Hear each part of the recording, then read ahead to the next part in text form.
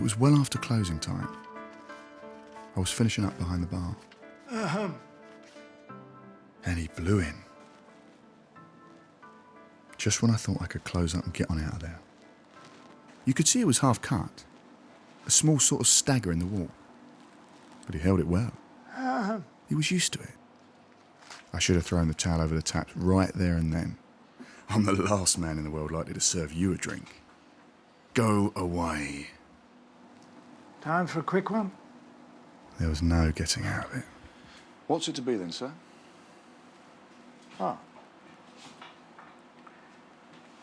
Large Scotch, if you'd be so kind. With ice. But don't drown it, eh? There was a real warmth in that smile. I began to get the idea he could show you the lighter side of things, this fellow. And I needed that. Large whiskey with ice coming up? And something for yourself. That was a nice touch. I appreciate that, but actually I don't drink, you see. Never touch a drop. Can't afford to in this line of work. A lot of these career drinkers have little dumb shows they pull out to make a point. Comes of not being able to speak much for longer stretches. But this one, he had the gift of the gab too. Yeah, light, sir. You know, I was at this place the other night, corner of Cross Street, south of the border sort of feel. Straight off the bat, I got this funny sense that something is not quite up to snuff. He knew he was a bit of a character. And That was the thing. this Johnny comes up to me and he says, And he rose to it. I'd like you to dress up for me. He sent himself up. Well, photograph, you see. So the first thing he puts me in It didn't really matter what he was saying. is an alligator. I have to believe the kid. His voice just made a soothing kind of sound. Funny how you don't know you're a notch or two below par sometimes. Till someone comes along and jollies you up. Anyway, I digress. I suppose you get a lot of that in here. Captive audience and so forth.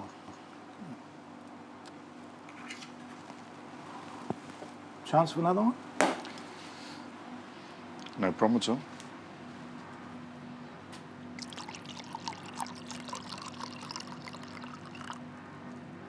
Then he did something surprising.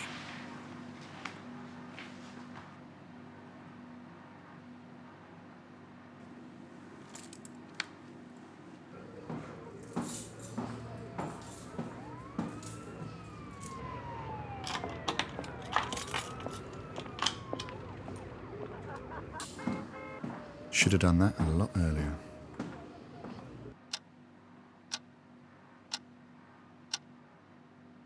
I couldn't quite place him. Those neat little movements. Was he a children's entertainer who had breathed whiskey in a small face once too often? Mummy, the nasty man smells funny. An actor fallen on hard times. A local government officer with a drink problem. Surely nothing more sinister. I'm starting to feel sorry for him.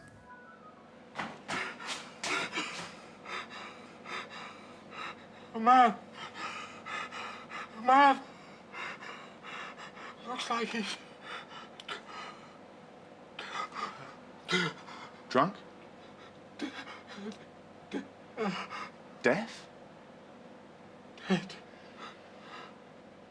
I knew I'd have to say something. Should we go and have a look at him then?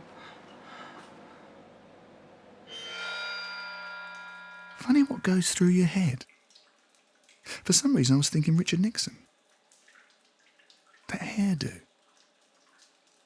Something about the face. Tricky Dicky. Expletive deleted. There'll be no whitewash in the White House.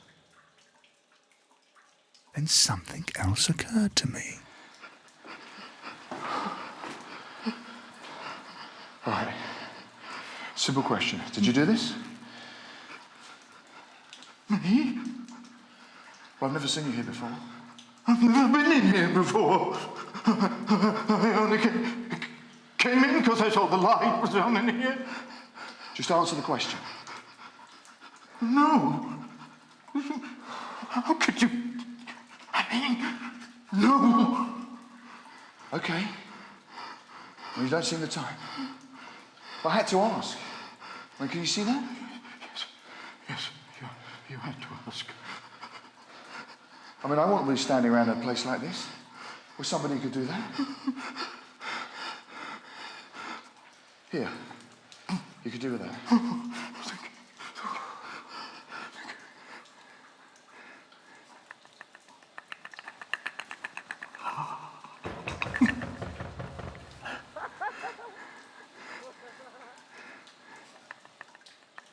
No good humour there now. Nothing to see us through what was shaping up to be a very trying time.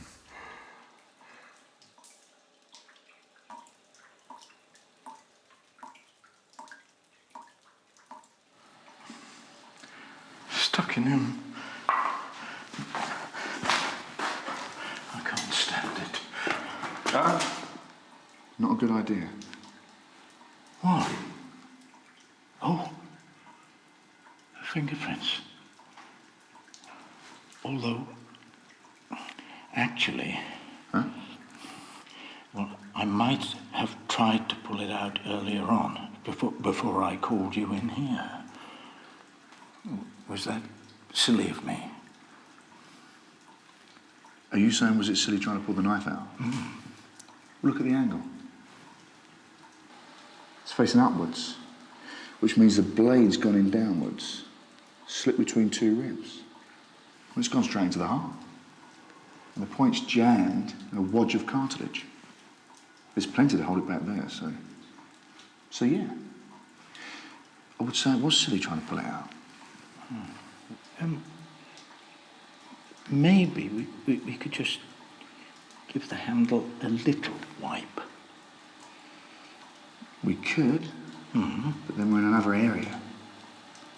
Tampering with the scene of the crime area. A bit sticky both ways. By the way, don't you think, What? Don't think what? don't you think it looks a little bit like Richard Nixon?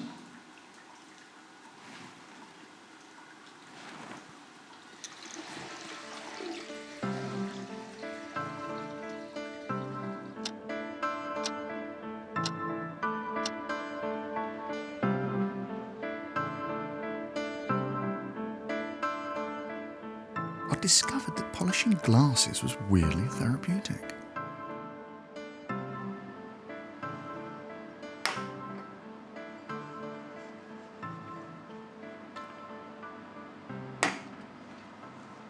Shouldn't we do something about him?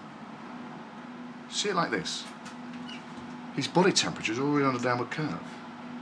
So whatever we do, still going to reach room temperature at the same time. But us, we've had a big shock. So why don't we sort ourselves out first, and then we'll get round to him. Do we agree? Maybe if we could just phone. All right.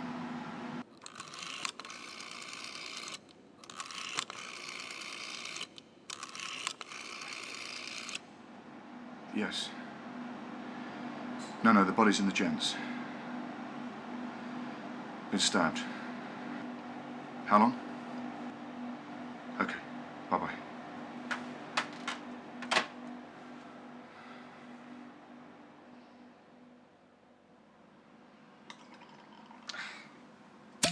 Then I lost patience, messing about with these drips and drabs.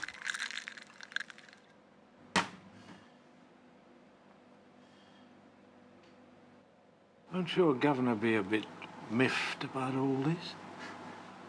Don't fret, friend. Cheers. Cheers. Hello. Some problem? I thought you said you never drank. Well, I hardly ever do. No, but you said you never drank. Not ever. You made a point of it. This was getting annoying. Well, it's a bit of an occasion, wouldn't you say? Anyway, it's Christmas. What are you talking about? It's Christmas. It's April, man. It's bloody April. Yes, but I'm a Zoroastrian. We follow the lunar calendar. Your April's our December. Zoroaster. The lunar calendar. Zoroastrian.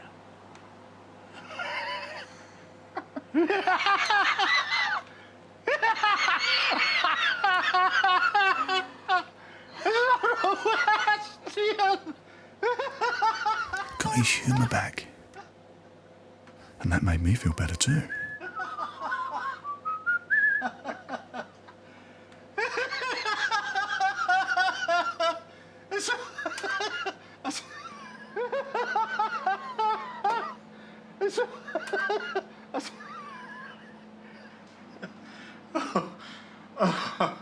Oh, I don't know. Oh, talk about a cool head. Talk about savoir-faire. You have got it in spades, sir. An absolute plethora. I mean, what a confluxion. What's to do? I walk in here for a quiet night, Cap. I find a dead man, murdered, it seems. Do you know, my friend, I could have gone quietly mad. So here's to you. You are a credit to the loyal fraternity of barmen. Well, I had to smile at that. But I'm not the barman.